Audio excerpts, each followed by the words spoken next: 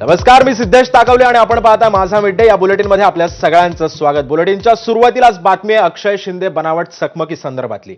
अक्षय शिंदे बनावट चकमक प्रकरणी आता राज्य सरकारला कोर्टानं दणका दिलेला आहे. संबंधित पोलीस अधिकाऱ्यांवर गुन्हे दाखल करण्याचे आदेश आता हायकोर्टाकडून देण्यात आलेले आहेत. या निकालाला सर्वोच्च न्यायालयामध्ये आव्हान देण्याकरता राज्य सरकारनं केलेली मागणी फेटाळून लावलेली आहे. मुंबई पोलीस सहआयुक्त गुन्हे यांना या प्रकरणी एसआयटी स्थापन करण्याचे सुद्धा आदेश देण्यात आलेले आहेत.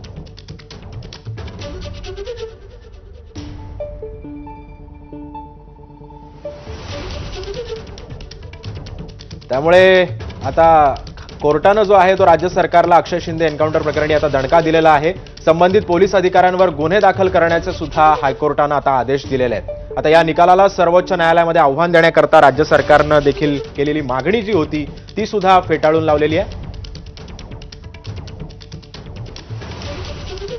त्यामुळे आता मुंब्रा हायकोर्टामध्ये एन्काउंटरमध्ये नेमकं कोणकोणते पोलीस अधिकारी होते ते आपण पाहतोय. संजय शिंदे पोलीस निरीक्षक, निलेश मोरे सहाय्यक पोलीस निरीक्षक, अभिजित मोरे पोलीस हवालदार आणि हरीश तावडे पोलीस हवालदार.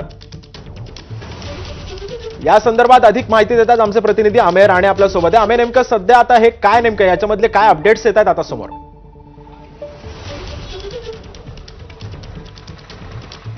बदलापूरच्या शाळेत शाळकरी मुलींवर जो लैंगिक अत्याचार झाला होता त्यातला जो आरोपी होता अक्षय शिंदे याचं चौकशीला नेता आता आणताना बदलापूरमध्ये एन्काउंटर करण्यात आलं होतं मुंब्रा परिसरात. आणि याच परिसरात हे झालेलं एन्काउंटर बनावट असल्याचा जो ठपका दंडाधिकारी न्यायालयानं आपल्या चौकशीत ठेवला होता त्यानुसार त्या अहवालात या पोलीस अधिकाऱ्यांवर गुन्हा दाखल करण्याची सुद्धा शिफारस करण्यात आलेली होती.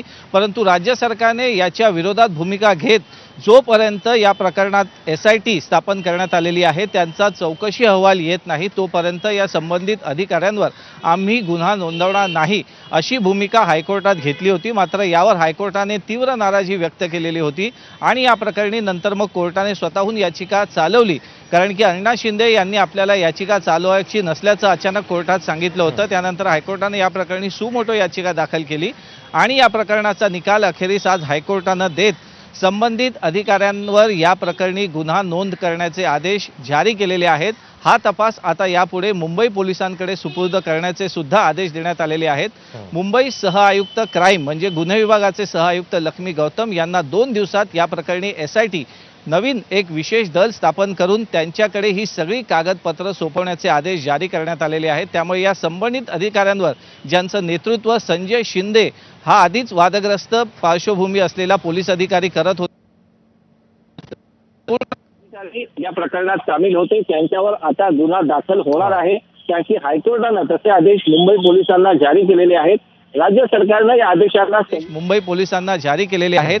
राज्य सरकारनं या आदेशाला स्थगिती देत सर्वोच्च न्यायालयात दाद मागण्याची कोर्टाला विनंती केलेली होती. परंतु न्यायमूर्ती रेवती मोहिते डेरे आणि न्यायमूर्ती डॉक्टर नीला गोखले यांच्या खंडपीठानं राज्य सरकारची ही मागणी फेटाळून लावली आणि या प्रकरणाला या निकालाला कुठलीही स्थगिती देण्याचा त्यांनी अमान्य केलं. त्यामुळे या प्रकरणी आता पुढच्या 2 दिवसात एसआयटी स्थापन होईल.